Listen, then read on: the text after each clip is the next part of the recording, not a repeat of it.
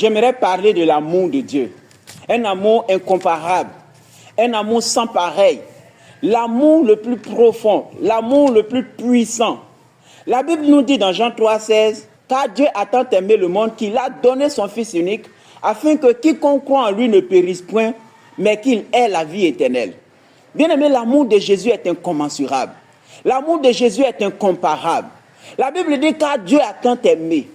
Quand la Bible parle de tant aimer, c'est la qualification de l'amour que Dieu a eu pour toi et moi. C'est un amour profond, un amour sans pareil, un amour sans comparaison. L'amour que Jésus a eu pour toi, ni ton père, ni ta mère, aucune personne ne pouvait t'aimer de cette façon. C'est un amour puissant.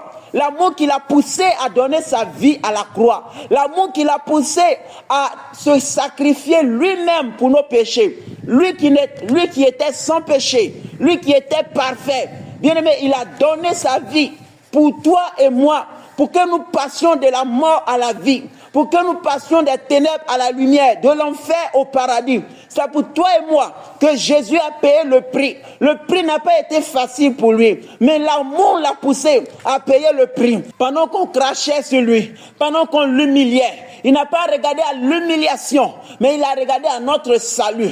La Bible dit Dieu a tant aimé. Bien aimé, l'amour de Jésus pour nous est tellement profond, un amour tellement grand, un amour immense, incontournable, incomparable. Bien aimé, l'amour de Jésus est infini. La Bible dit qu'il a tellement aimé le monde. Quand il parle de monde, il parle de notre condition d'autrefois, de pécheurs que nous étions, égarés que nous étions, menteurs, impudiques, masturbateurs, voleurs que nous étions. Dieu n'a pas regardé à nos péchés, mais il nous a aimés malgré nos péchés. C'est pourquoi la Bible dit qu'il a tellement aimé le monde. La parole de Dieu dit, alors même que nous étions encore pécheurs, Christ est mort pour nous. Dieu n'aime pas le péché, mais Dieu aime le pécheur. Et la Bible dit, Dieu a tant aimé le monde qu'il a donné son Fils unique.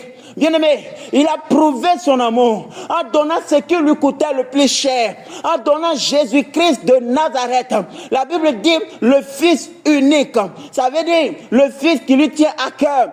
Dieu, en donnant Jésus-Christ, il a donné son cœur à l'humanité. Il a donné ce qui lui coûte le plus cher. Il a donné son Fils unique, afin que quiconque croit en lui ne périsse point. Je vais dire à quelqu'un, il dit quiconque croit en lui. Quand il parle de quiconque, ça veut dire peu importe ta nationalité, ça veut dire peu importe ta couleur de peau, peu importe ta race, mais quiconque, il s'agit de toi et moi, dans le monde entier, toi qui reconnais Jésus-Christ.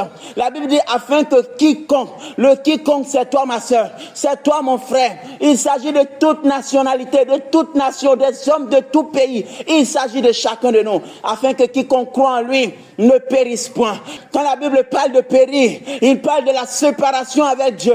Il parle de la mort. Il parle de l'enfer. Parce qu'il y a trois types de mort. Il y a la mort physique, il y a la mort spirituelle, il y a la mort éternelle. La mort physique, c'est la mort que nous tous nous connaissons. La mort spirituelle, c'est le péché. Lorsque nous étions dans le monde, nous étions morts quoique vivants. Sans Jésus, nous étions morts quoique vivants. C'est ça la mort spirituelle. Et la mort physique, c'est la mort que tout le monde va connaître. Bien-aimé, tout le monde mourra. La mort physique attend tous les hommes. Un enfant de Dieu, la mort physique n'est pas une tragédie. La mort physique est le début de la vie éternelle. Mais la troisième mort, qui est la mort la plus dangereuse, qui est la mort pour laquelle Jésus-Christ est venu mourir, c'est la mort éternelle. Quand il dit afin que quiconque croit en lui ne périsse point, bien-aimé, il parle de la mort éternelle. La mort éternelle, c'est la séparation avec Dieu. La mort éternelle, c'est l'enfer, c'est les ténèbres. Bien aimé, c'est la mort qu'il faut éviter. C'est la gêne, un monde de tourment, un monde de souffrance, un monde de lamentation, une douleur au-delà de l'imagination de l'homme, la souffrance éternelle, l'enfer. C'est pour cela que Jésus-Christ est venu mourir pour nous à la croix. La Bible dit afin que quiconque croit en lui ne périsse point. Je vais dire à quelqu'un que le seul sacrifice qui sauve, le seul sacrifice qui apporte la vie éternelle, c'est le sacrifice de Jésus-Christ à la croix. Le sang des bœufs ne sauve pas, le sang des taureaux ne sauve pas. Le seul sang qui libère, le seul sang qui sauve, c'est le sang de Jésus, le sang sans tache, le sang sans péché, le sang juste de Jésus-Christ. C'est uniquement ce sang qui sauve et qui fait passer de la mort à la vie. afin que quiconque croit en lui ne périsse point. Mais, oh, bien-aimé, j'aime ce mais, parce qu'après ce mais vient une bonne nouvelle. Après ce mais vient notre espérance. Après ce mais vient la raison pour laquelle nous avons accepté Jésus. La Bible dit, mais qu'il est la vie éternelle.